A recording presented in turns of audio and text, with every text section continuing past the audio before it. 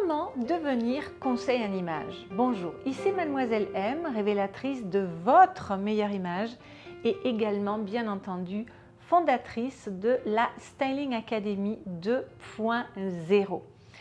Alors, si vous me suivez, vous savez que je fais du conseil en image depuis 28 ans et que j'enseigne le conseil en image depuis 26 ans en étant pionnière littéralement du conseil en image dans ce domaine-là puisque j'ai été la première école de conseil en image dans les pays francophones. Alors pour moi, la réponse, elle est ultra simple. À partir du moment où vous avez décidé que vous voulez faire du conseil en image, que c'est votre voie, que c'est votre mission, que c'est votre passion, que c'est ce que vous avez envie d'apporter au monde, que vous avez envie d'aider les gens, d'apporter de la beauté, d'apporter du soin du soi, d'apporter de l'attention, d'apporter de l'achat intelligent, d'apporter de la bonne gestion de sa garde-robe, d'apporter de la confiance en soi, d'apporter du rayonnement, d'apporter de la mode, de la beauté, bref, vous l'appelez comme vous voulez, mais à partir du moment où vous savez que vous avez envie d'apporter tout ça à l'être humain, à votre prochain, à l'aider à se développer, à croître, par cette approche du vêtement, de l'accessoire, du maquillage, de la coiffure, bref, tout ce qui rend la personne belle, eh bien, il ne vous reste plus qu'à vous former. Parce que, évidemment, c'est vos services, c'est vos prestations, c'est vos compétences et ensuite votre expérience que vous allez vendre.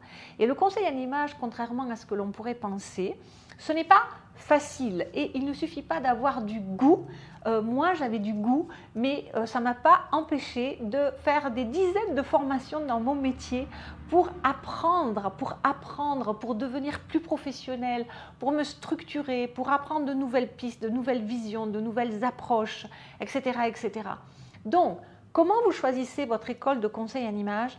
Ne prenez pas une école où la personne qui vous forme ou les personnes qui vous forment n'ont pas d'expérience, c'est-à-dire que ce sont des enseignants, ce sont des professeurs, mais demandez-leur combien ils ont de clients, eux, à titre privé. Ensuite, choisissez une formation dans laquelle vous allez apprendre tous les domaines de compétences, tous les champs d'action dont vous aurez ensuite besoin pour pratiquer votre métier. Ce n'est pas simplement faire des analyses de couleurs, faire du shopping, faire de la gestion de la garde-robe. Il y a toute une dimension beaucoup plus psychologique. Il y a l'analyse de la silhouette, du style, il y a les hommes, il y a les femmes, il y a les entreprises, il y a les particuliers. Bref, il y a tout plein de choses et d'ailleurs que vous pourrez enrichir par la suite, mais prenez une école où vous allez vraiment apprendre toute la palette des services que vous allez ensuite pouvoir et vouloir utiliser auprès de vos clientèles.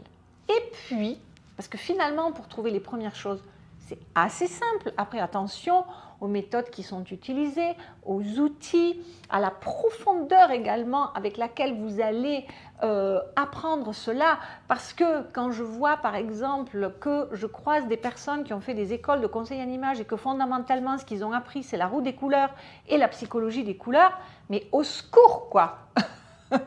Je veux dire, pour moi, ça, c'est même pas la base du métier, quoi. En fait, on s'en moque de la roue des couleurs quelque part et de la psychologie des couleurs. Ça, c'est la cerise sur le gâteau.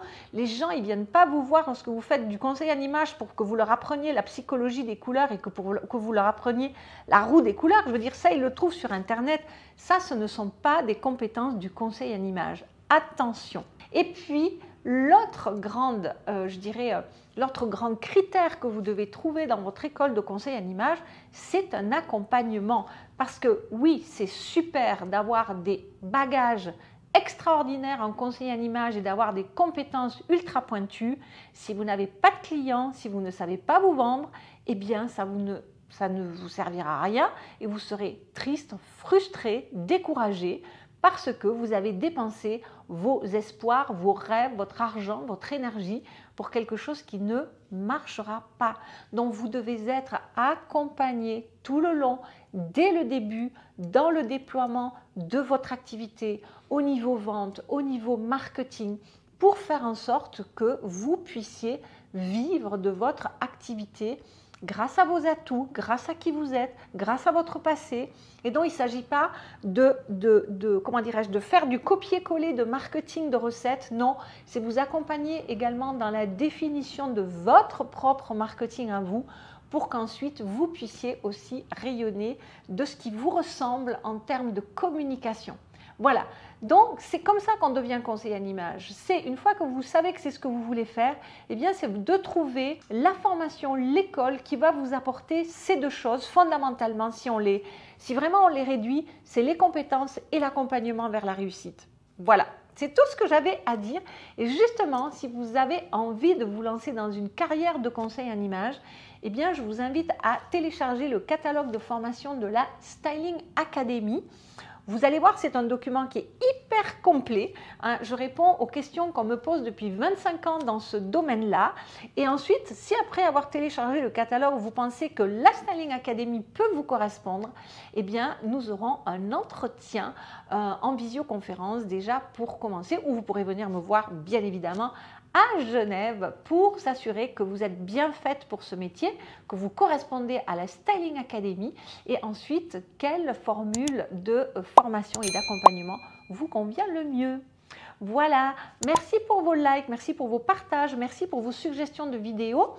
Si vous avez des questions en lien avec le métier de conseiller en image, eh bien, je vous invite bien sûr à me les poser également dans la zone de commentaires. Je serai ravie d'y répondre et de me suggérer également des vidéos sur cette thématique.